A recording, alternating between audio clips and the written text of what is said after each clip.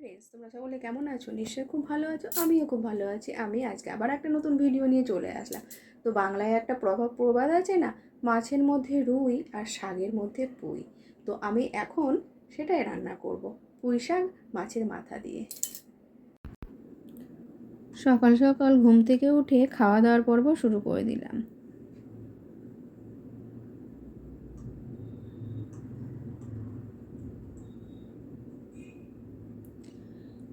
তো খাওয়া দাওয়া তো প্রায় শেষ হয়ে গেল। এবার রান্নার জন্য পুঁই শাকের সবজিগুলো কেটে নিলাম। তার সঙ্গে দিয়েছি কুমড়ো, বেগুন, ঝিঙে, পটল, মূলো আর পুঁই শাকের ডাঁটা, আলু সবগুলোকে ভালো করে কেটে রেখে দিয়েছি। এবার শক্ত যেগুলো ডাঁটাগুলো আছে সেগুলোকে একটু সেদ্ধ করে নেব। আর যেহেতু রুই মাছের মাথা দিয়ে রান্না করব, সেই জন্য মাথাটা নিয়ে নিয়েছি। মাথাটাকে ধুয়ে নুন হলুদ মাখিয়ে নিয়েছি। তার সঙ্গে রান্না করব মাছের তেল। মাছের তেলগুলোকে ভালোভাবে ধুয়ে নিয়েছি, ধুয়ে নুন হলুদ মাখিয়ে নিয়েছি। আর ওদিকে মাছের তেলের জন্য কুমড়ো, বেগুন, পেঁয়াজ কেটে নিয়েছি। আর এবার মাছের মাথাগুলো ভেজে নিলাম। তো সর্বপ্রথমে আমি একটা ডাব কেটে নিলাম। ডাব কেটে নিয়ে ডাবের জলটা বের করে নিলাম। এবার পুঁই শাক রান্না করার জন্য পুঁই শাকগুলোকে ভালোভাবে কেটে ধুয়ে নিয়েছিলাম। আর রুই মাছের মাথাটাকে ভালো করে নুন হলুদ মাখিয়ে ভেজে নিয়েছি। আর এখানে পুঁই শাক, বেগুন, পটল ভালো করে ঝিঙে ভালো করে ভেজে নিলাম। আর এদিকে শক্ত যে ডাঁটাগুলো হয় পুঁই শাকে, তার সঙ্গে মূলোগুলো একটা কিন্তু আমি আগে থেকে কুকারে সেদ্ধ করে রেখে দিয়েছি, তাহলে পরে ওগুলো শক্ত থাকবে না। এবার ভেজে রাখা মাছের মাথাগুলো পুঁই শাকের মধ্যে দিয়ে দেব।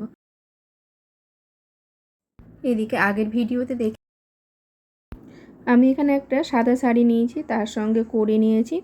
তো কড়ি দিয়ে সাদা শাড়িটাকে যতটা হয় লাগিয়ে নেব। পুরোটা সম্পূর্ণটা হবে না।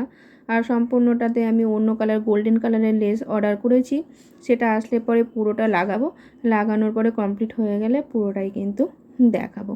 এখন যেটুকু লাগাচ্ছি সেইটুকু এখন তোমাদের দেখাচ্ছি। আর খুব ধীরে ধীরে সূক্ষ্মভাবে কাজ করতে হচ্ছে, কারণ জড়িগুলো একটার সঙ্গে একটা জড়িয়ে যাচ্ছে আর কড়িগুলো পেঁচিয়ে যাচ্ছে। আর এটা মেশিনের সাহায্যে কিন্তু সেলাই করতে পারতাম, কিন্তু মেশিনে সেলাই করা যাবে না, কারণ মেশিনে সেলাই করতে গেলে পরে মেশিনের ছুঁচগুলো ভেঙে যাবে। এই জন্য এটা হাতেই করতে হচ্ছে, আর তার সঙ্গে খুব যত্ন সহকারে করতে হচ্ছে, নাহলে পরে তো জড়িয়ে যাচ্ছে। আর সেলাই মানে তো প্রচণ্ড ধৈর্যের কাজ। তো এখন লাগাতে থাকি।